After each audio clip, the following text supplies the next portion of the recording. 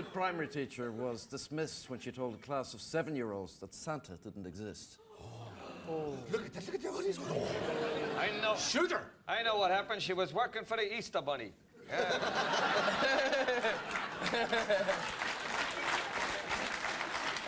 That fat guy with the beard gets all the news. He makes all the headlines. Time for the bunny to shine. I like the way the Easter Bunny has an agent of some sort. Stick with me, kid, I'm gonna make you huge. Don't mind Jesus, that fat'll be over in about 2,000 years. Whereas you, kid, what's not to love? You hide eggs around the feckin' garden. I love you, kid. Someday you're gonna be pulled out of Keith Barry's hat if you continue like this. Can I just say that I agree with her, because I told my friend's 4-year-old kid that there was no such thing as Santa either. What? Of course, you were wrong. No, I was thinking she's living with enough wrong. lies in her life. You know, her mother's not a real blonde.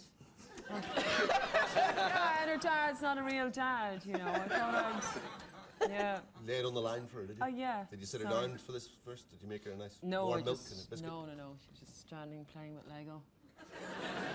Just sitting there. That you got from Santa. How did you tell her? Did you give her reindeer venison at the same English. time? No, I just went, sit down, it's time to talk. Yeah. But I think it's bull. Like, I think, like, it's a recession. Kids need to know that Santa doesn't exist. The parents are out there, they can't afford all this crap that they want, you know, and that Santa's getting all the credit. Do you know what I mean? Bring him back when the economy's back. But for the next few years... Santa's been laid off, is what you're trying to say. Yeah. Santa's gotten the sack. Yeah. But who's Santa going to go and see when he wants his job back? The Equality Authority. Call the authority. You go and sit in your man's knee and go, what would you like for Christmas? My job back, please. Yes. Hello, I'm an elderly gentleman that lives in Northern Europe, and I feel that I have been a victim of ageism. And also the dwarves are a victim of heightism also. Them and Peter Stringer. I'd like to take this opportunity to reassure my children that there is a Santa Claus. They should be watching this show. What? Oh, Sky Plus. Maybe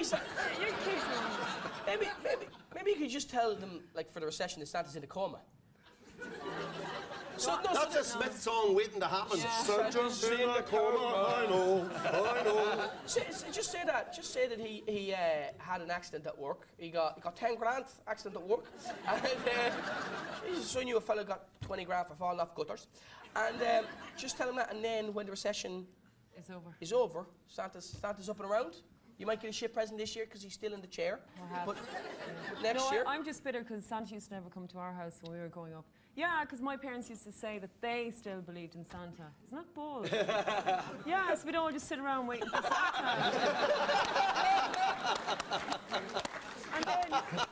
and then Only Fools and Horses would come on and we'd be grand then after that.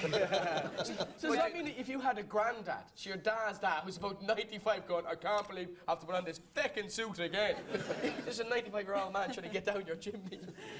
But I bet you know what happened, right, in the classroom, because the substitute teacher looked at the kids and said, look, Santa isn't a real person. And one of the kids went, yeah, well, you're not a real teacher.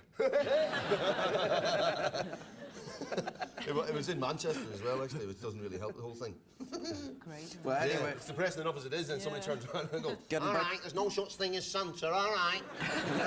It's your mums and dads, they nick the stuff, bring it round to your house, you know what I mean? Now, does anybody want some Lego?